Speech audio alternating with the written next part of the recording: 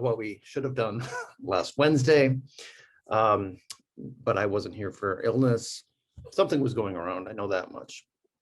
So we're reading about, excuse me, we're reading the deepfakes article in the course packet. Has a lot to do with some of the attendant issues in social media that we've been talking about. One of the perhaps more pernicious elements is the fact that it can exacerbate some of the problems that we've already been looking at, you know, kind of really entering us into 1984 territory. Unfortunately, the syllabus says to watch The Social Dilemma. I was going to try to put access to that on D2L. There's a website for it. I just have no idea how to actually sort of link to it, or even if you're able to. I know that you can set up little events or something, but I'm not quite entirely sure if you can do that for just linking to the movie. Perhaps if this was like an in-person class or whatever, we'd spend a day or so watching the actual film in class. Maybe that's something that could be done. I'm not entirely sure. It's a little confusing how they kind of set that up. I know it's not available in the library. All right, final reading comprehension quiz, yay, right? That's just going to be on this deepfakes article. Nothing that was assigned that we should have been reading. That's not obviously going to be on the quiz, and nothing from the previous article last week. Just a reminder, I do have in-person office hours, but instead of tomorrow, I'm just changing them today at 4 o'clock, same place. Just because of the holiday, basically. And of course, if you want to do Zoom office hours on Tuesday or Wednesday, just email me to set that up. We don't have class on Wednesday, so that's good for all of us, I'm guessing. And also just a reminder to review some of the changes in the writing assignments. Some of this is in the today or this week's checklist, but it's also in the announcements. One thing to keep in mind is you can write a second paper, but if you do write a second paper, you can't do a rewrite on the first one. So you kind of have to choose to do one or the other or neither if you're happy with your original grade on your argument paper. All right, any sort of administrative type questions before we start?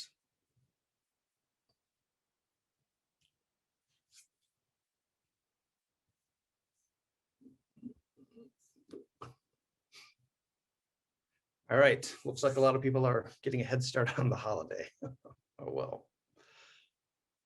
All right. So deepfakes and disinformation, that's kind of the main topic here. They obviously go hand in hand, or at least have the potential to go hand in hand. One thing to worry about, I think, and this is obviously in keeping with the basic theme of the course, is that deepfakes are just going to be another way of manipulating information, right? We've seen and looked at lots of different ways of manipulating information. We've seen lots of different ways of, I guess, being less than truthful online. Even things like catfishing, right? If you pretend to be someone else and you carry on this sort of online relationship or whatever with somebody you've never met, even that counts as information manipulation. Well, this is just another basic technological problem in line with all of the others. Typically, a deep fake is going to be audio or visual, or obviously a combination of these two things.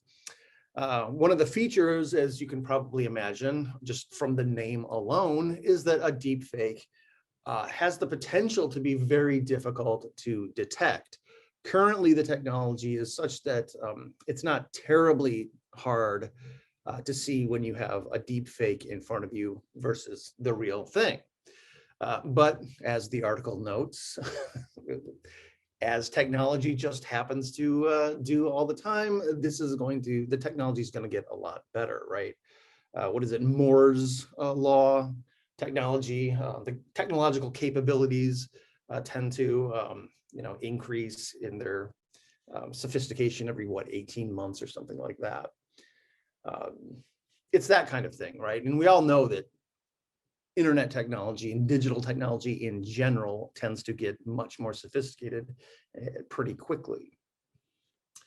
And obviously the main purpose, I think, of this article, and if you want to tie it back to things like 1984 and any other political propaganda, deep fakes have the potential for being used for nefarious purposes, right?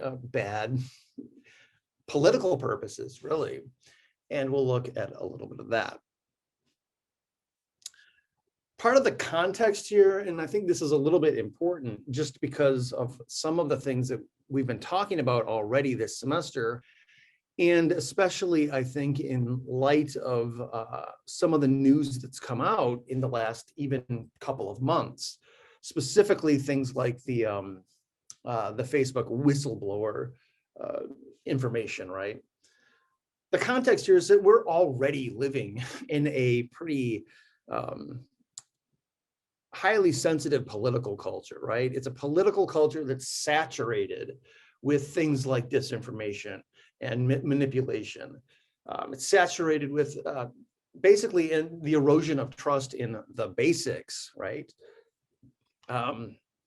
When you have mistrust about just the basic facts of reality, that can make things much more difficult to deal with, right? What are, in fact, the facts? If you have any given story, what exactly are the facts? I mean, you saw this probably play out if you watched any of the Kyle Rittenhouse courtroom, proceedings or whatever. People can't even agree on what the basic facts are, and so you have to figure this kind of stuff out. Perhaps a little bit more, I guess, nightmarish. Do people even share a picture of reality? And that's one of the things that we've been kind of discussing when it comes to things like fake news.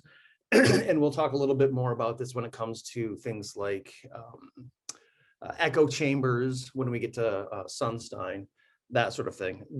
All of this is related to that, by the way.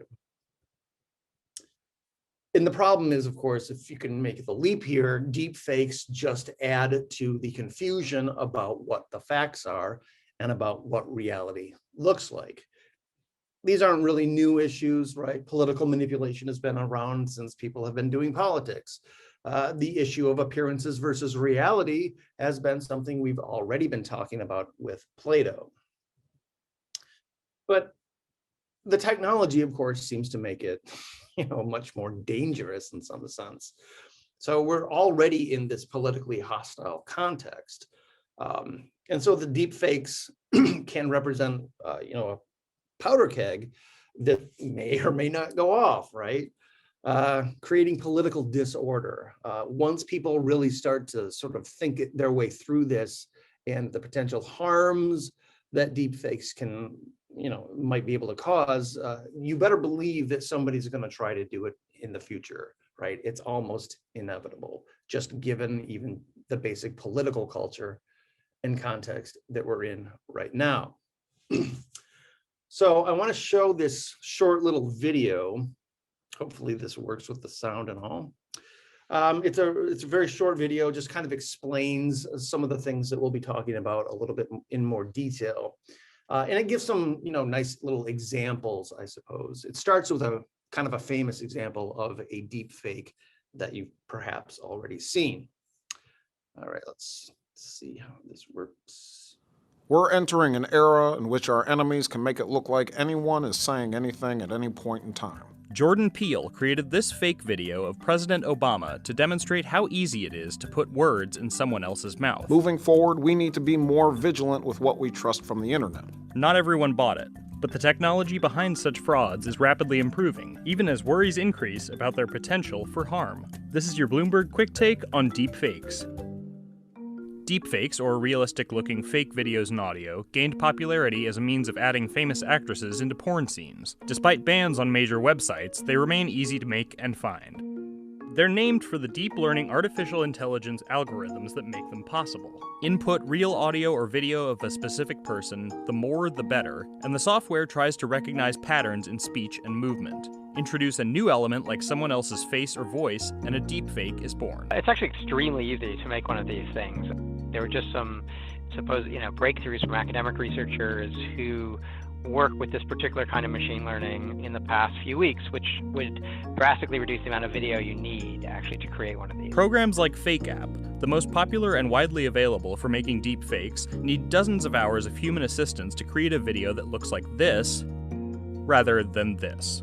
In August, researchers at Carnegie Mellon revealed software that accurately rendered not just facial features, but changing weather patterns and flowers in bloom. This advance is not yet available to the public. But with increasing capability comes increasing concern. This is kind of fake news on steroids, potentially. We do not know of a case yet where someone has tried to use this to perpetrate a kind of fraud or an information warfare campaign, or for that matter, to really damage someone's reputation. But it's the danger that everyone is really afraid of. In a world where fakes are easy to create, authenticity also becomes easier to deny. People caught doing genuinely objectionable things could claim evidence against them is bogus. Fake videos can also be difficult to detect, though researchers around the world and at the US Department of Defense have said they're working on ways to counter them. Deep fakes do, however, have some positive uses. Take Cereproc, a firm that creates digital voices for people who lose theirs from disease. Speech synthesis is the artificial production of human speech. There are also applications that could be considered either good or bad, like the many, many deepfakes that exist solely to turn as many movies as possible into Nicolas Cage movies. Oh, hi, Mark. Nightmarish. Oh, hi, Mark. Yes. That was brilliant. It's a very good quote to end that video on. Yeah. If you're not familiar with Oh, Hi, Mark, it's from the movie The Room, I think it's called. Yeah. You can also We're entering. The Disaster Artist, which is a documentary about that film. Wow. Which Yeah, I've heard of that. is entertaining. Yeah, it's an entertaining film. It's supposed to be one of the worst films ever made, but if you go to it in a theater, it's kind of like a party. Yeah. Yep. All right. Yeah. So as the video actually shows, there are positives to deep fakes, and we'll look at a couple of those. But I think overwhelmingly the potential, at least, especially given the culture that we live in, there's a lot of harm that is sort of lurking in the shadows, I suppose. Now, all of this is a little bit troubling, especially since, as we all know, I would say from the last 10 plus years, audio and video recordings are typically understood to be something like arbiters of truth, right? They've been used in those contexts, and I think can think of tons and tons of examples, right? It's the audio and the video that has traditionally worked sort of to equalize people, because audio and visuals act as strong evidence, right? Just the classic sort of issue of, well, guess what? There's tapes, right? The White House tapes, the Nixon tapes. Somebody was caught on tape saying something, et cetera, et cetera. There's video evidence of something. These have all been very useful for really kind of equalizing people. For example, somebody who doesn't have power, if they catch somebody on video doing something bad, they can use that video against them and sort of balance, return sort of to an equilibrium of power there. That's why audio and video, as evidence at least, has been so powerful. Just a few examples, right? We all know of the P tape, quote unquote, from the Steele dossier. So if something like this does in fact exist, the idea there is that it could potentially cause, or could have potentially caused, Donald Trump, harm. And we also all know about the other tape where he was caught bragging about, being a sexual abuser, basically. That also had the potential of, impacting his campaign. We all know that it didn't, but it had the potential there. In fact, in that situation, Trump did not even deny that he said it. In fact, he just kind of used it to his advantage somehow, as he seems to always do. Police body cams, right? What are these? Why do some police departments around the country want their officers to have body cams? Well, they're meant to record police interactions. And ideally, part of the theory here is that if you are on a body cam and you're doing bad things, right? You're a corrupt cop, for example, that would potentially be used, against you in court. But it's also, the reverse is also the case. If the person you're arresting, for example, denies certain things, quote unquote, if it's on camera, then the idea there is that it's relatively objective. Obviously, smartphone video, we've all heard these stories. I mean, basically the entire Black Lives Matter movement is founded on video evidence. And it's, grown only insofar as people have taken out their smartphones and filmed examples of police brutality. Even surveillance footage, right? Just general surveillance out in public oftentimes will capture crimes and other things that can be used as evidence, right? There's surveillance images of, say, Kyle Rittenhouse walking around, Kenosha, Wisconsin or whatever. Those were used in court. People now also have their own personal surveillance. I mean, if you go to, nextdoor.com, sometimes people just post, hey, everybody be on the lookout. This person was seen stealing packages from my porch, right? So everybody's kind of getting into this game. The idea, of course, being there's something objective about it. That's why it's useful as evidence. Of course, just like with any technology that we've looked at this semester, there can be positive and negative unintended consequences with all of these kinds of examples. The police body cams, they can turn them off, for example. It's not going to be clear sometimes with a smartphone video whether it's been doctored, that kind of thing. And this is kind of where the issue of deep fakes comes in. All right. So what exactly are deep fakes? Well, the video kind of does a nice job of giving us a couple of examples. I think that Jordan Peele one with Barack Obama is probably the most famous example, and it's not that old, right?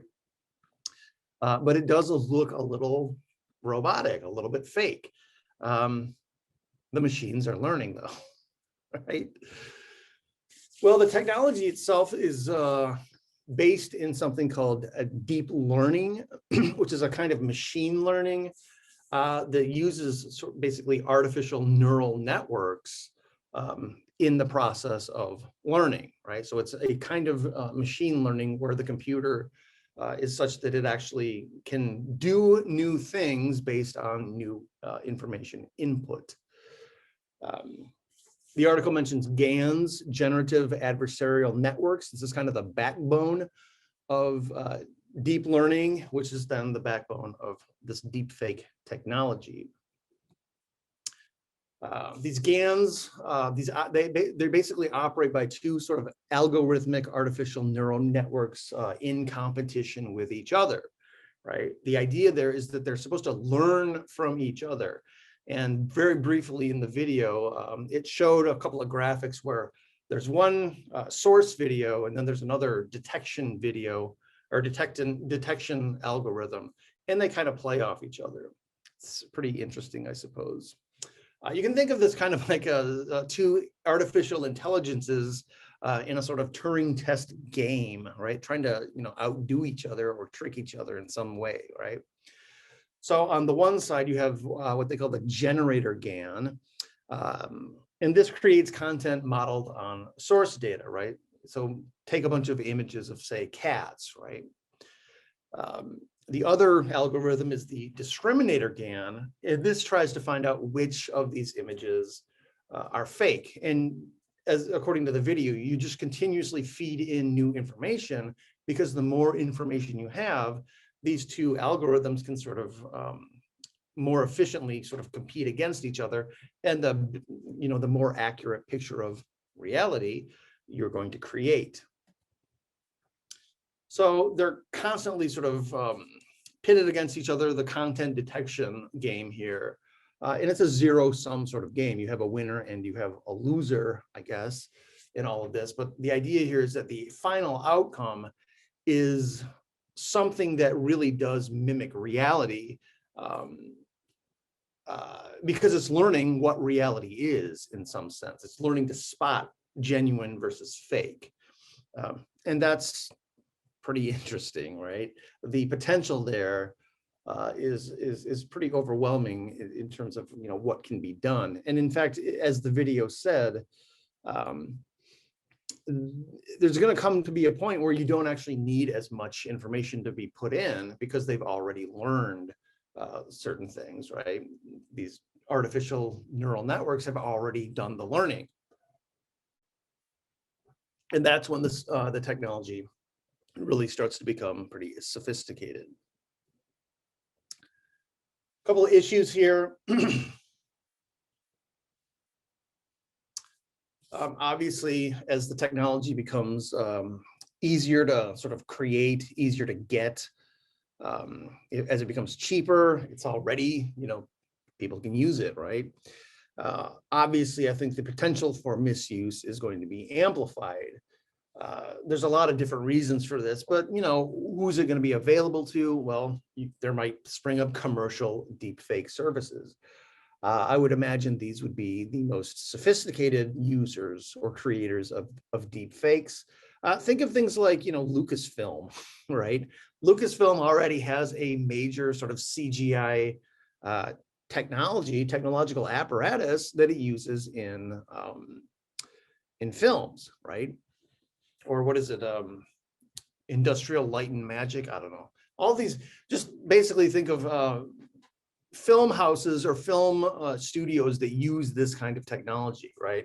They're going to be probably, because they can afford it, the most sophisticated in terms of commercial availability. But also, of course, just like with anything in the internet, you're also going to have free deepfake services.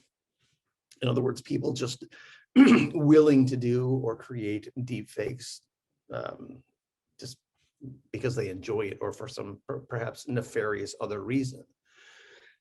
Another one the book or the article doesn't really talk about, deepfakes created by any random individual, right? If you have this technology and you know how to use it, the potential there, I think, is perhaps the most dangerous, I suppose. Why is this? Well, if you just remember when we talked about fake news, right? Who can create fake news? Well, pretty much anybody with a computer and some, graphics know-how, Photoshop, things of this nature. If you have a little bit of skill with that, you can just make stuff up in your basement, right? One of the examples that we looked at last time from the McIntyre article was this person, Cameron Harris. Now, Cameron Harris was a Trump supporter, and so what this person did was created fake news about Hillary Clinton, I believe it was. And even Cameron Harris was surprised that people bought it, surprised that people believed it. Why are people believing this stuff? But what they found is that it works, right? If you can create fake news, people are going to believe it. Couple this now with deep fakes, right? The more individualized access becomes access to the technology, it seems the potential for harm or abuse of that technology would increase, right? Why is this? Well, because it's so widespread and in the hands of any number of different people that you basically can't track, right? So it's kind of like the issue between what's more dangerous, a centralized monolithic government like in 1984, or millions of people with the technology who can, create chaos from their bedrooms, right? Which is more dangerous? Well, these are two kinds of political and social problems that we've seen sort of rise in the 20th century. And we're only really getting the second part of that right now with the internet.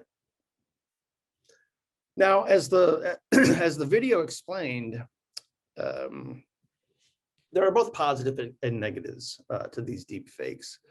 Just some of the positives: education, right? You can use a deep fake video in education. I mean, take just the Jordan Peele video, right? Create historical figures, create deep fakes out of historical figures. Obviously, it's going to be more realistic if you have photographs and video of these people. It's not going to, like a painting of George Washington that's going to look like it's talking. But you can create these kinds of things and use them, kind of get students in the moment, as it were, of historical speeches, historical events, that sort of thing. It's similar to using, CGI or something like that. Medicine, this is one of the examples from the video. Use deepfake technology in speech restoration, right? Restoring somebody's speech who have, people who have lost their voice, lost their speech. Even in art, right? Use deepfake technology. One example would be to bring back actors that are long dead, right? Get it sophisticated enough, and you can have James Gandolfini in the second installment of this new Sopranos movie, for example. Right now, his son is playing a younger version of him, but with deepfake technology, ostensibly you could bring him back, and it's not going to be just rehashing old footage. It's going to be as if he's in the movie himself. Another example of using deepfake technology in art, I just saw this, in fact, yesterday. This is kind of interesting, right? So this says at the bottom, some deepfaker on YouTube spent 7 days fixing the shitty de-aging in The Irishman. And you know what? It's objectively better. So here's a perfect example of somebody, some random individual using this technology and applying it to a movie that they personally believe will be better with the application of this technology, right? Martin Scorsese didn't authorize this. The film studio or Netflix or wherever it came out on didn't authorize this. Somebody just decided to do it. They had the technology. They apparently had 7 days to kill, and they did it. And according to Esquire magazine, they think it's objectively better than the original. That's a little Brave New Worldy in a way, right? What kind of weird world are we living in when some teenager, let's just pretend for right now, is making Martin Scorsese's films better by messing around with them on YouTube? Pretty interesting. But the deepfake technology is kind of, driving us in that direction. Negatives, obviously, we've already looked at a couple, and the video mentioned some as well. Fake pornography, for example. Use someone's likeness to create pornography that this person never did. The video mentions that one of the early uses of this technology was to basically crop celebrities' heads onto, pornography and pretend that they were in it. But it's even more dangerous when you can just take anybody's likeness and do the exact same thing, right? You can, in other words, create deep fake revenge porn against somebody, in your circle that you want to get revenge on. That's a little nefarious. Crime, things like blackmail, intimidation, sabotage, any of these sorts of things have a potential in deepfake technology, and obviously in politics, right? The the Jordan Peele example is a good example of this, right? What Jordan Peele did was create a fake video of Barack Obama, talking about deep fakes. That's fine. That's not, nefarious. What's nefarious is if you can take the technology and have Obama talking about how he wants to assassinate his political enemies or something like that.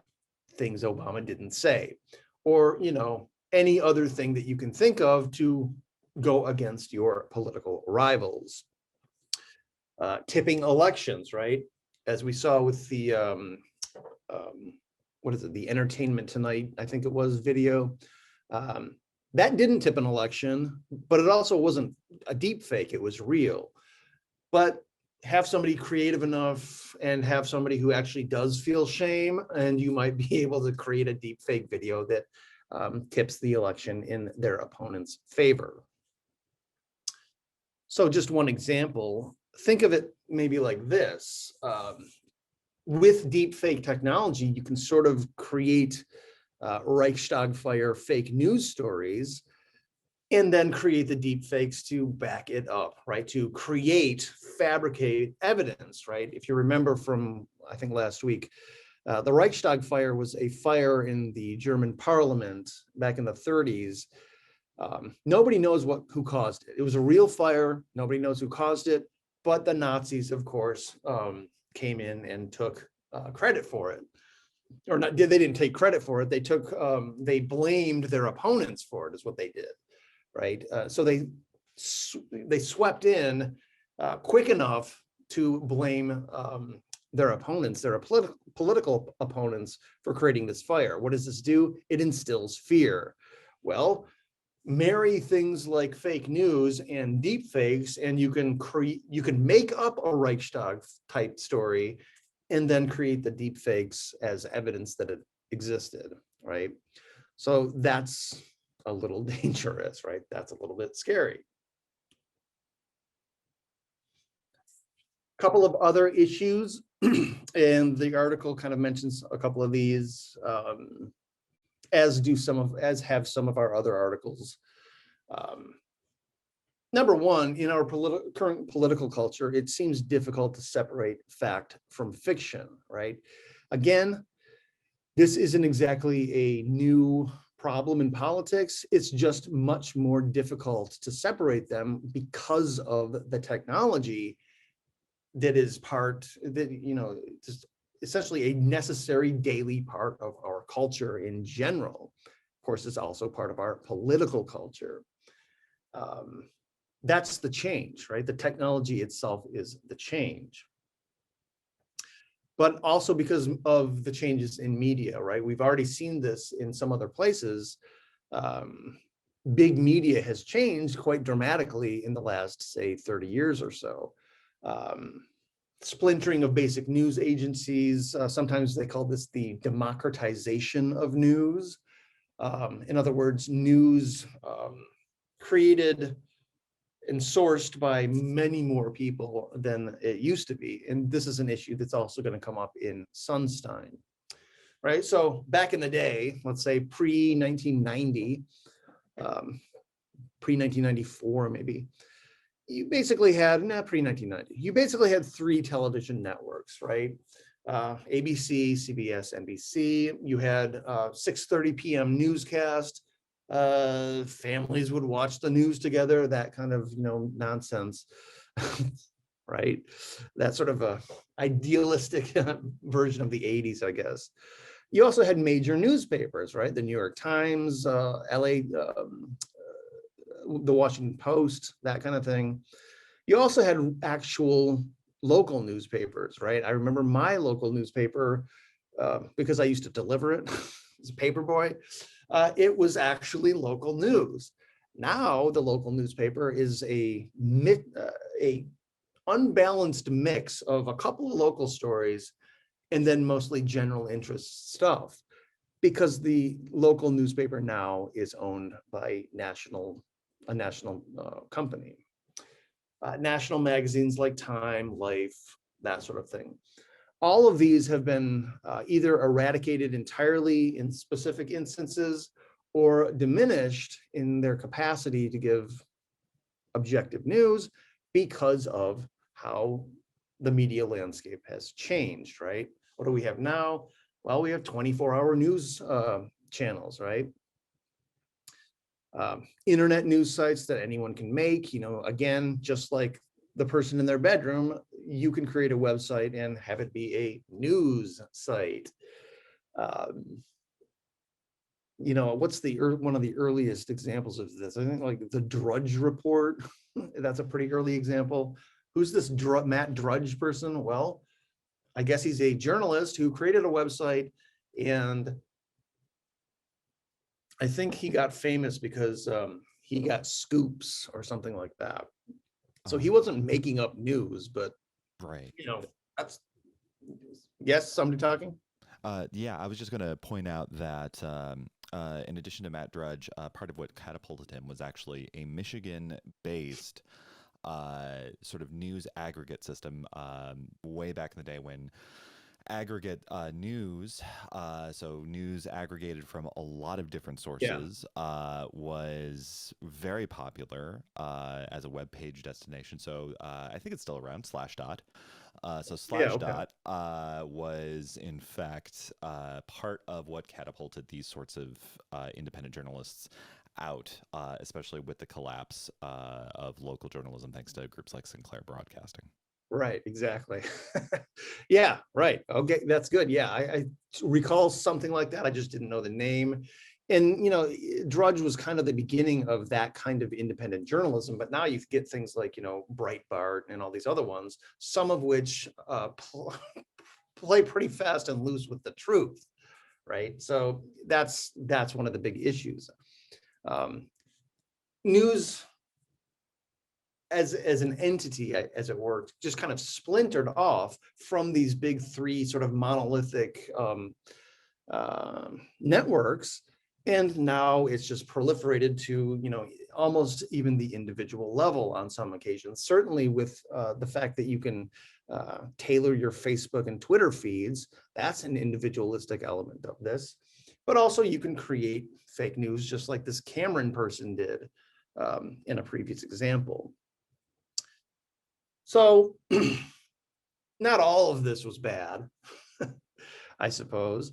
The good element in all of this, just the sort of monolithic corporatization of news that you get with, NBC, CBS and ABC, that could more easily be challenged. One perfect example of this is the fact that NBC News at some point was bought by General Electric, GE.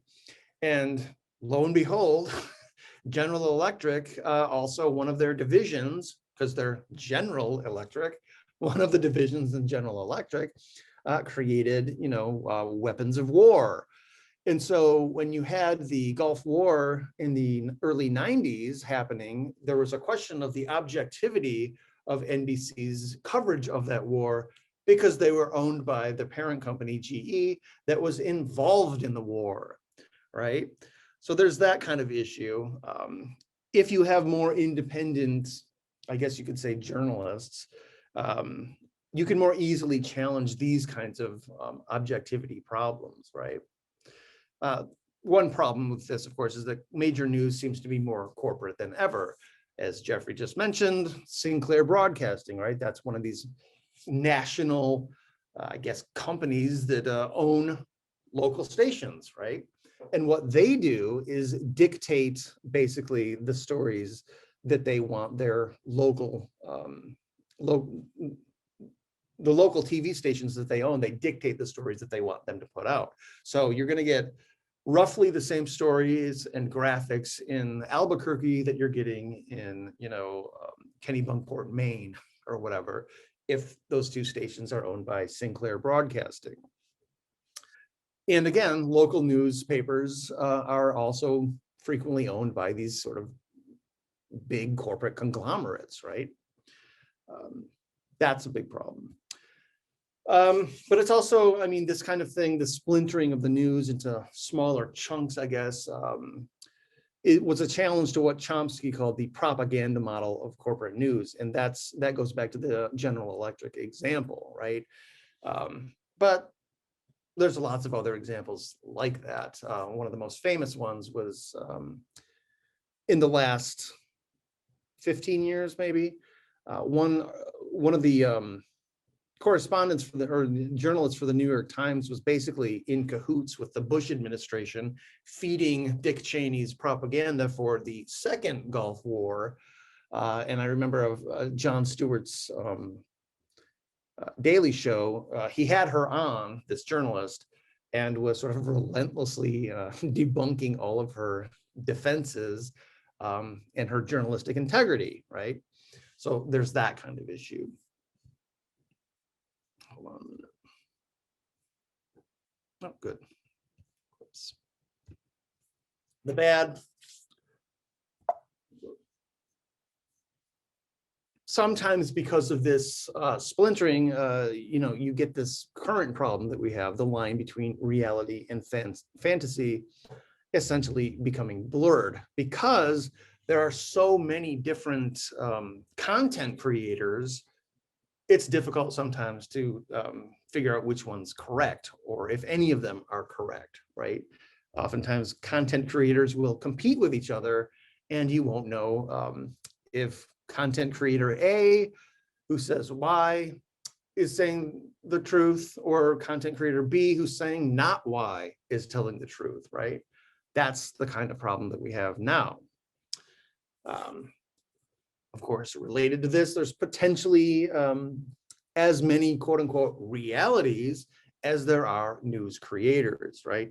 Each independent news creator may have their own sort of take on what's real and what's not.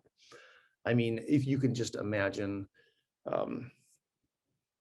nightmarishly, I suppose, in the coming years or so, that QAnon actually gets quite a bit of power and they create their own sort of cable news channel.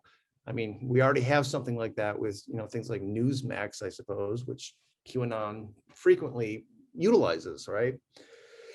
Well, QAnon also creates their own reality quite a bit.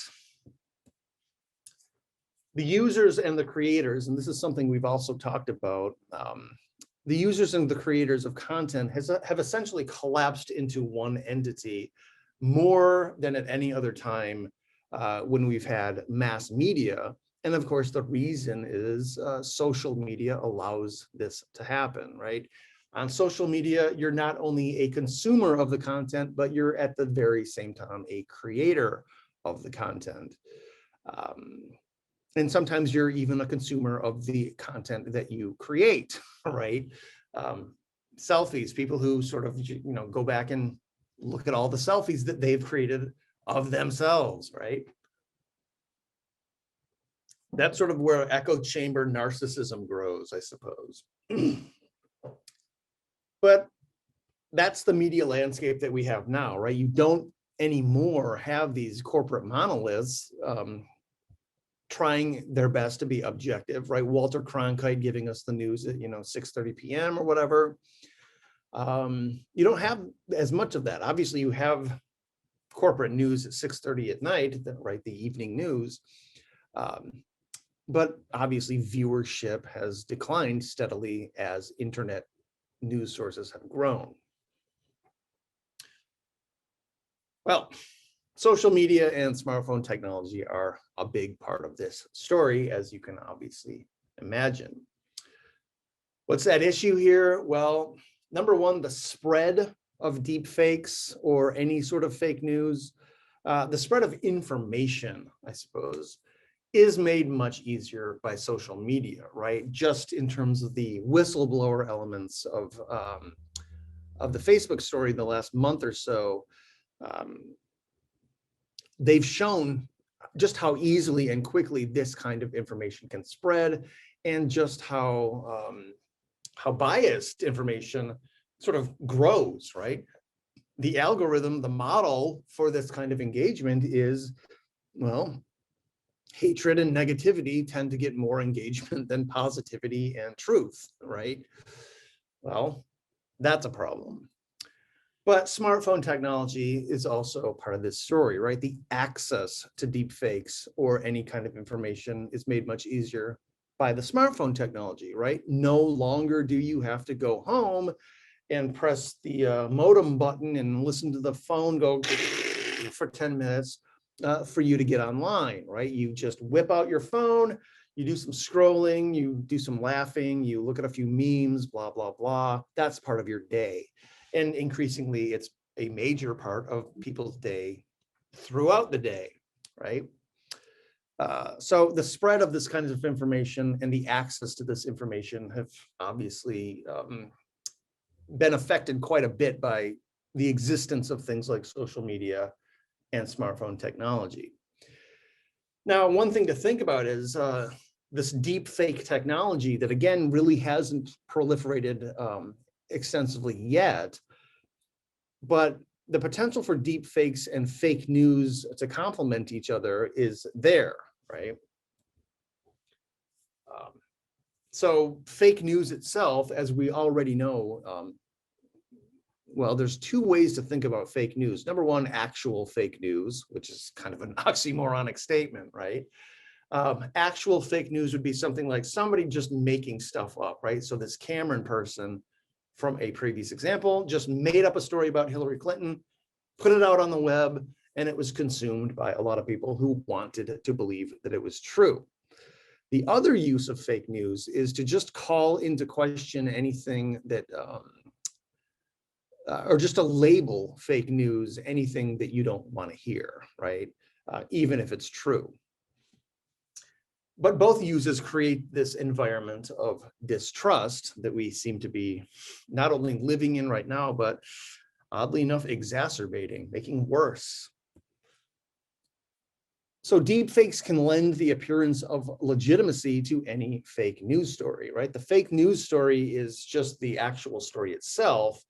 But if you want people to believe it, then the deep fakes can complement the story that the fake information that you put out there initially. So that's a little worrisome. All right, any questions so far? Questions about deepfakes, disinformation, fake news.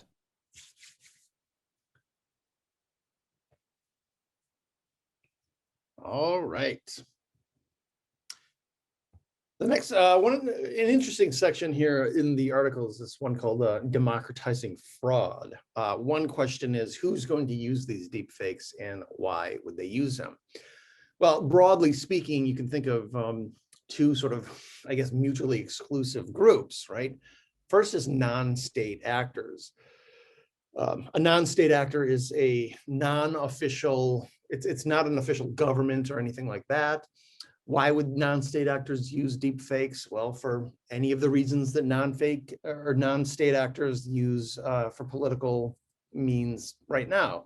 Disrupt political processes, call into question certain political norms.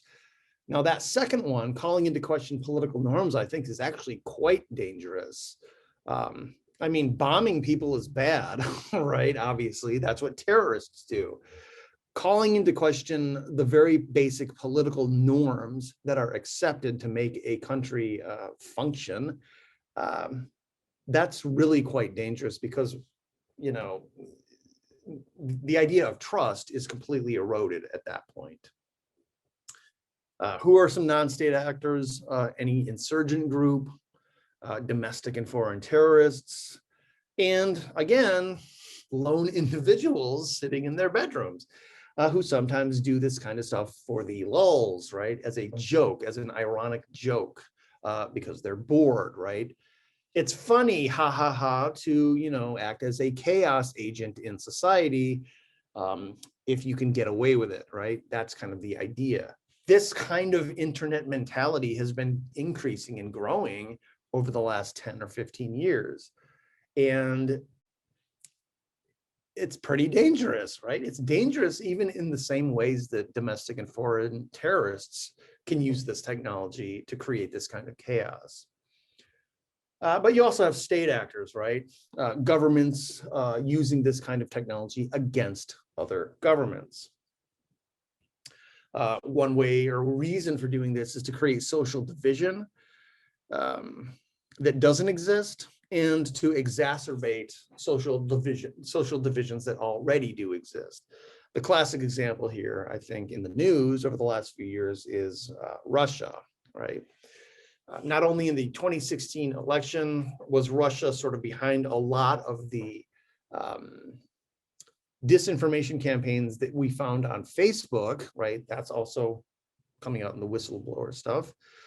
But, you know, don't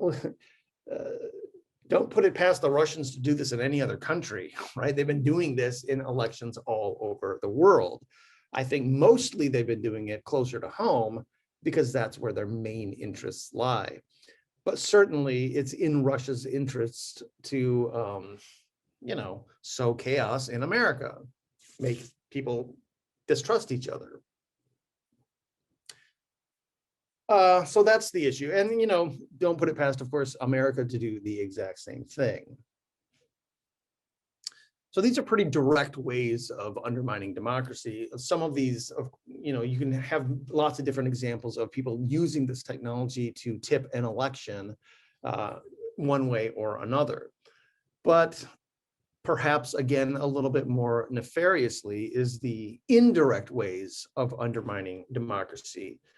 And one of the indirect ways, I think, is, again, this second thing up here at the top, using this technology to make people question the political norms of their society. Political norms are not laws, they're not in the Constitution, they're essentially assumptions about how the society works that people essentially take for granted, right? For example, being truthful in what you say, that kind of thing. If you kind of disrupt these sorts of things or make people question even the basic political norms of a society, then that's a recipe for disaster.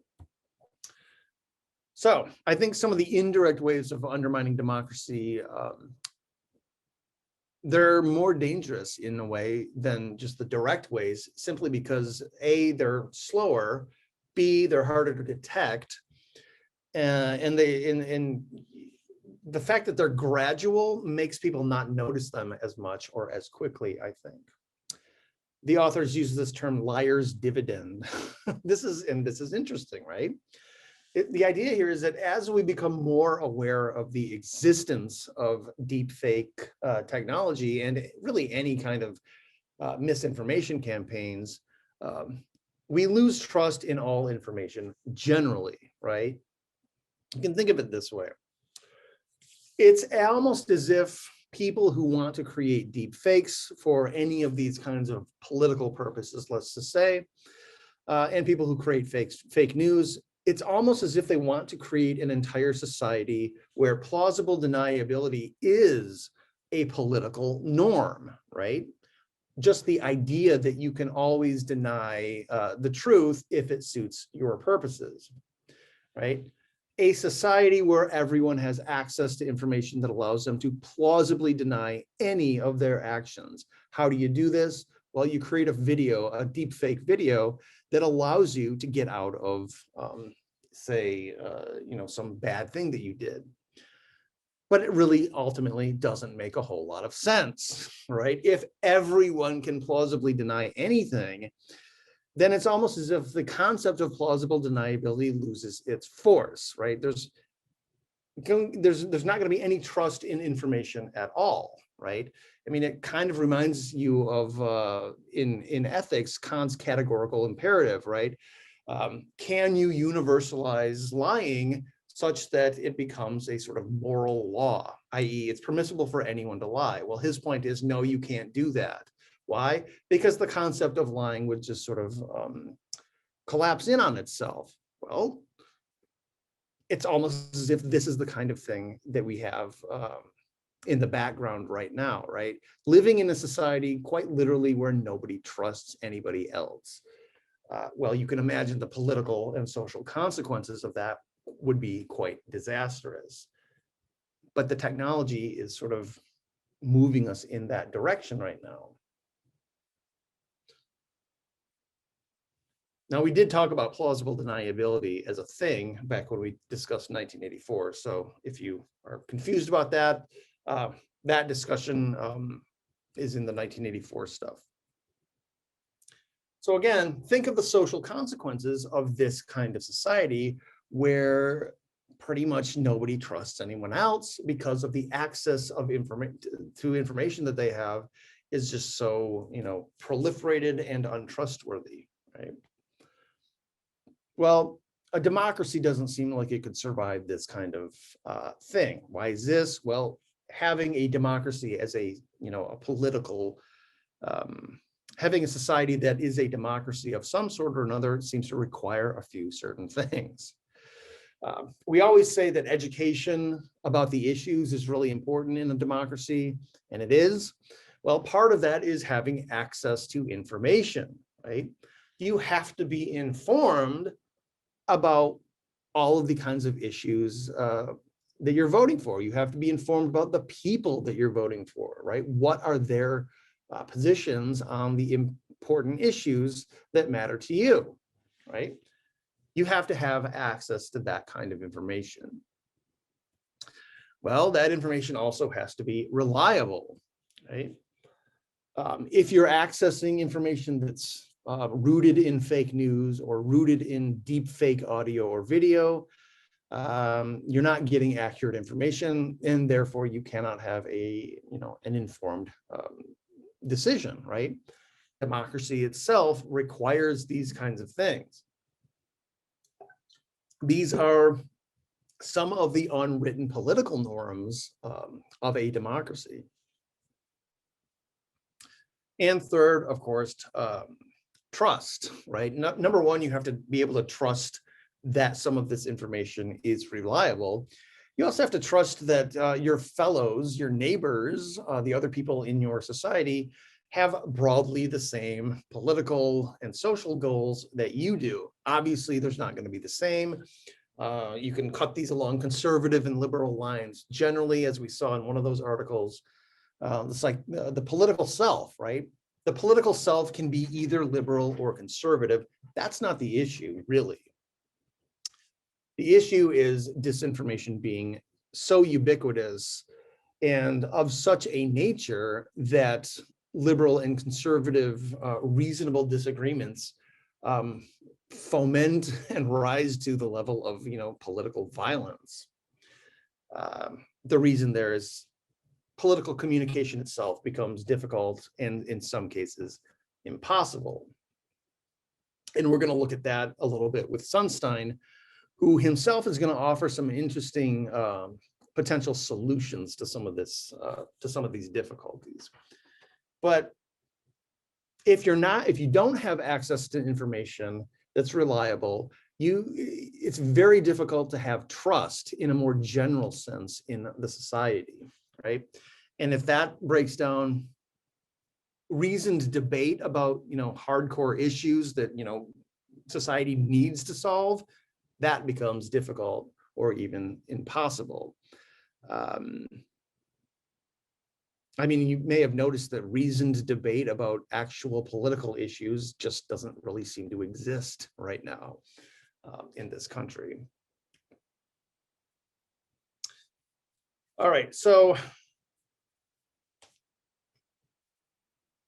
I want to talk a little bit about this new technology that's coming out that I think really does also have, well, it's got deep fake potential. Let's just call it deep fake potential, because the entire thing is a deep fake, if you want to think about that. So the question that I have here is, what might happen when social media is sort of married to this Zuckerbergian virtual reality that he's been talking about lately, right? What is that?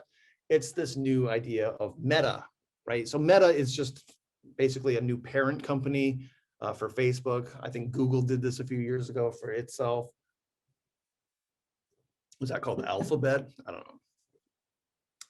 Well, Mark Zuckerberg's idea here with Meta, if you've seen some of these incredibly awkward videos where he's trying to explain this stuff, is he wants to create the metaverse, which is a place where anybody can gather with anybody else, you know, in any different kind of setting.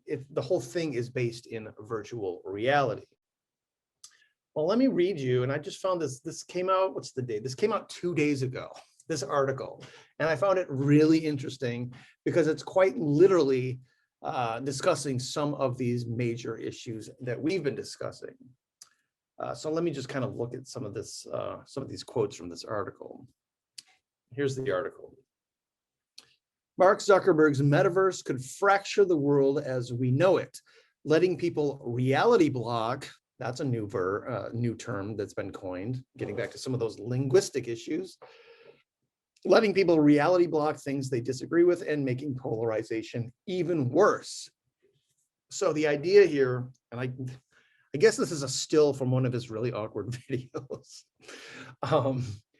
But the idea here is, look, fake news and deep fakes and all that tends to exacerbate political polarization. Well, what's going to happen when you take some of the really bad issues about social media and create an entire world where that is basically the norm? That's the metaverse, at least in terms of this person's interpretation. So let's look at what Katie says, the author. So in the metaverse of the future, two people could be walking down the same street and see very different things thanks to the AR glasses they're wearing.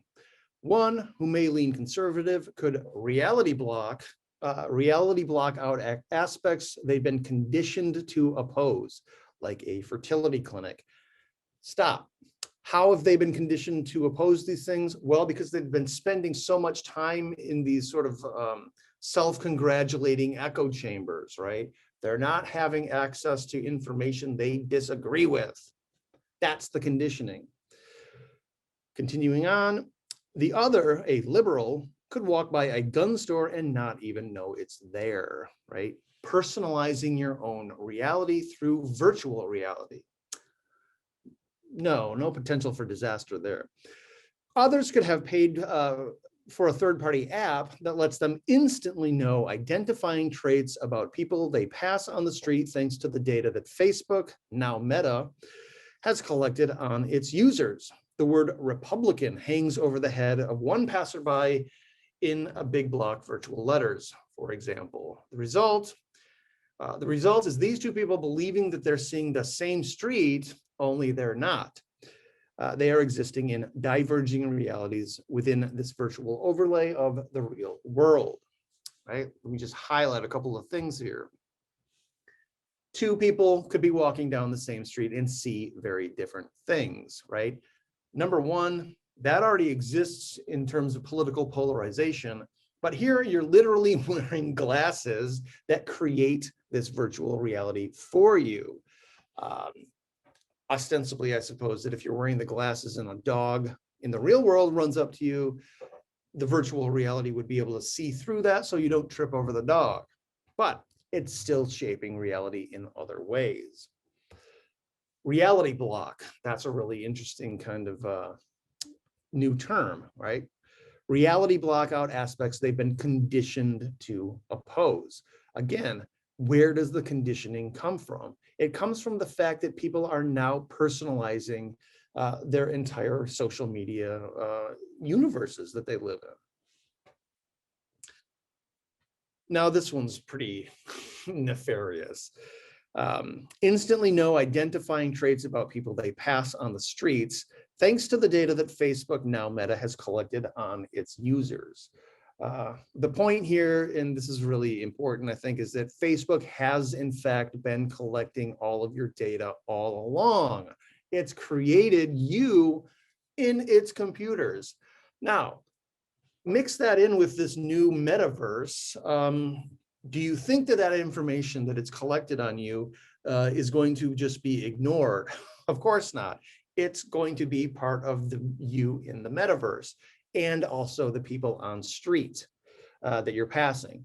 Mix that now with really advanced facial recognition technology that Facebook says it stopped using, right? Mix that with facial recognition technology and walk down the street with your little virtual glasses on, and you see somebody coming towards you, they too are on Facebook. Facebook has all of their information.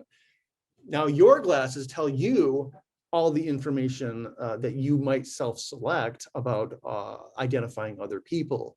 So Facebook or computer, please tell me whenever I confront a potential enemy. Well, define what an enemy is, please. Republican, Trump supporter, blah, blah, blah.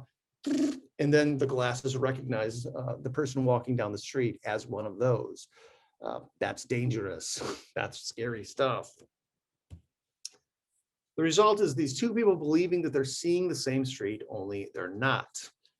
They're existing in diverging realities. So the potential here is we're actually quite literally creating virtual realities. We're creating these virtual bubbles to live in, right? Because it's dangerous to talk about or to talk to people that we disagree with, for example. Is it? Or is the technology making us think that it is? And by that extent, making all of this much, much worse. Social media's woes will be amplified in the metaverse, says the author.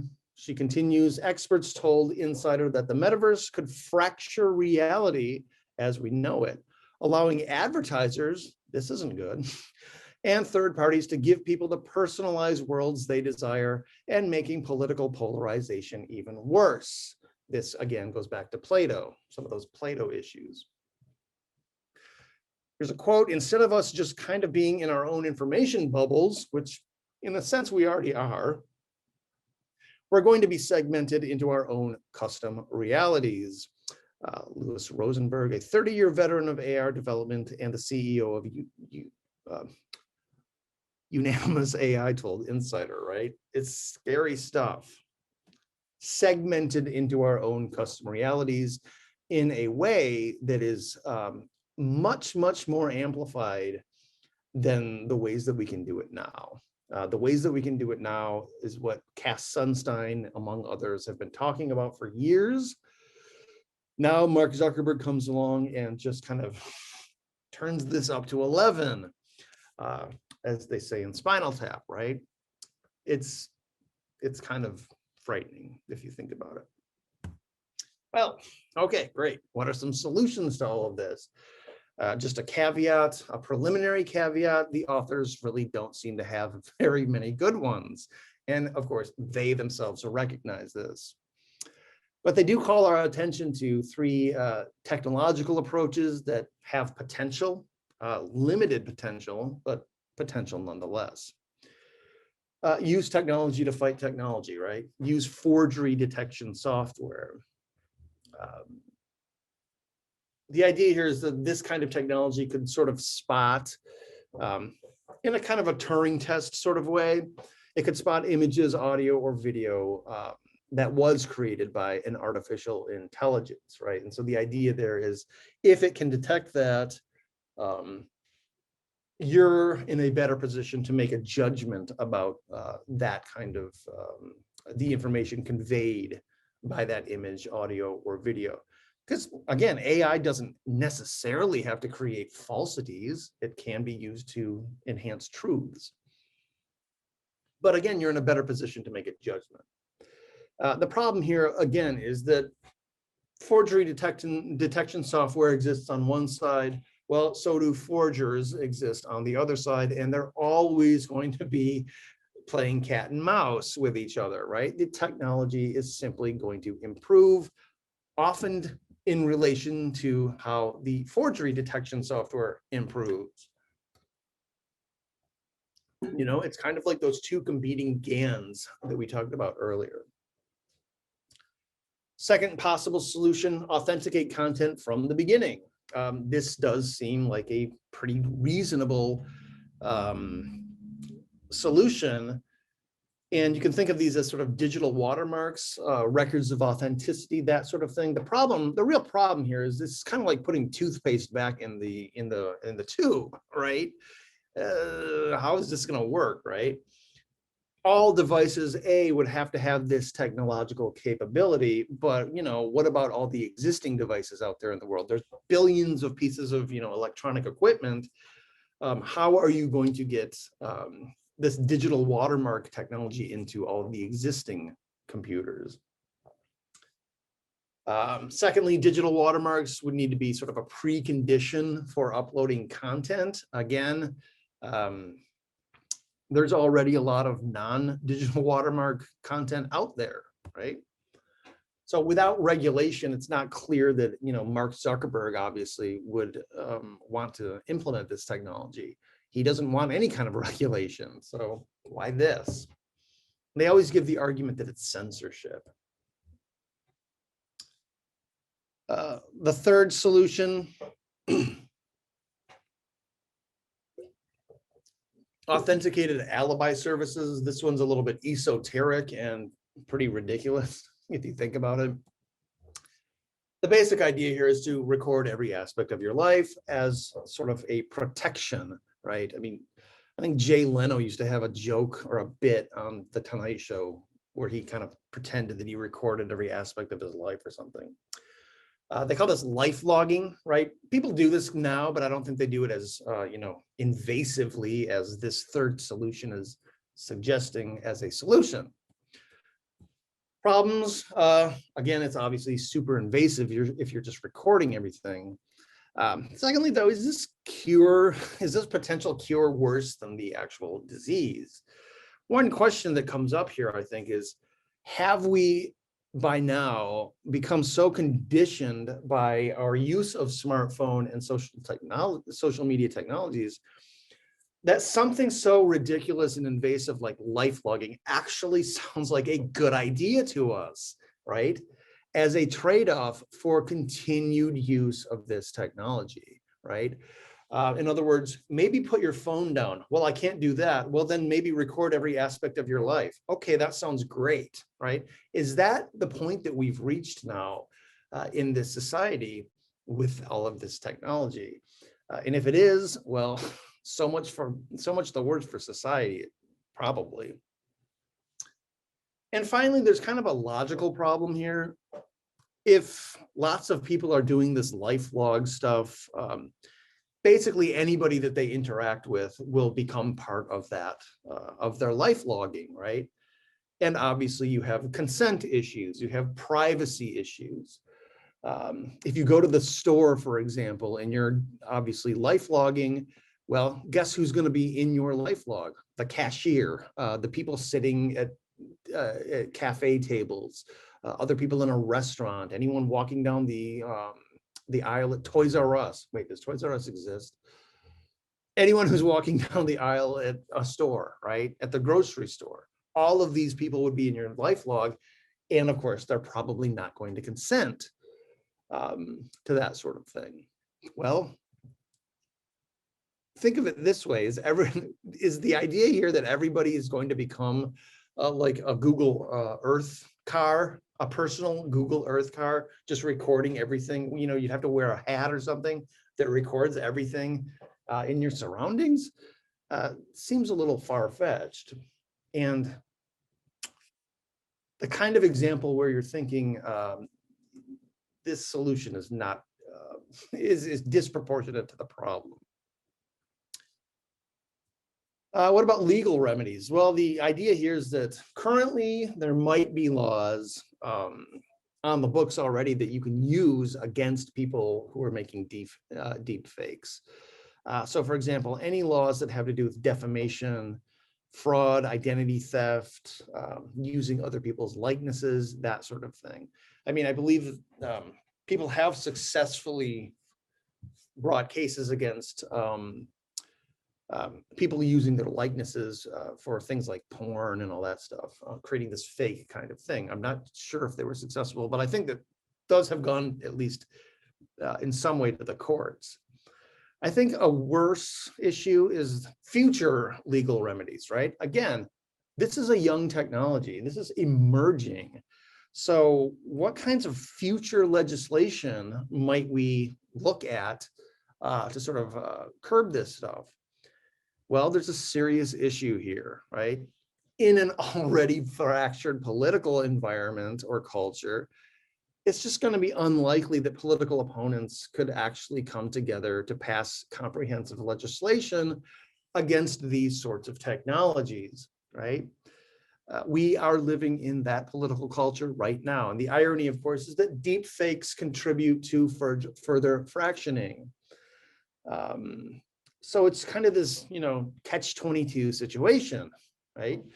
Deep fakes contribute to the political fracturing of our society, and political fracturing itself makes it difficult to solve the deep fake issue, right? That seems to be where we are right now. Politicians can't really agree on anything, and the technology is such that it's making our political disagreements worse. So try to solve that one. Now, the authors, again, they kind of throw up their hands a little bit. The idea here is that you ultimately are going to have to sort of learn to live with deep fakes on some level. But I want to just throw this out there, right? Is this maybe a counsel of despair, i.e., learning to live with this kind of massive disinformation in a society, living in a society grounded in disinformation? It kind of creates a pretty miserable society, right? It's a society of mistrust, anger, reality bubbles that can't communicate with each other, people living in their own virtual realities, this sort of thing. It's almost like a Hobbes's virtual war of all against all, in a way. The problem is we're creating this for ourselves. This is under our control in some sense, if we actually have the wherewithal to try to solve it. But our priorities just don't seem to be there right now. And again, the miscommunication in political circles is making this stuff much more difficult to solve. All right, so I'm going to end there before your nice Thanksgiving weekend. If you have any slides you want me to go back to, just let me know. We have a question. When is the next due date for the argument paper, for the optional argument paper? I think it's probably Wednesday, the 8th of December. And that's also going to be, that's also the due date for any rewrites for the first argument paper that you want to do. Okay. So basically the last day of class, right? Okay, great. We have a request for slide 19. No, Anthony, we do not have class this Wednesday. And then we have a question from Anna. In the syllabus, it says we may have some opportunities for extra points thrown in. Do you know if we will have any of these the last few weeks of the semester or not? Yeah, I have that all set up. I just haven't posted it to D2L. It's kind of a Weston type of quiz or whatever, but it's, and it obviously doesn't hurt you, but it's 30 points. And so however many points you accumulate by taking that, yeah, that's just added to your total, basically. And that'll be up probably, Thanksgiving weekend or something. Okay, great. And then we have a requests for slides 2, 4, 9, and 11. Great. Oh boy. 15. And 15. Let's do 15 first.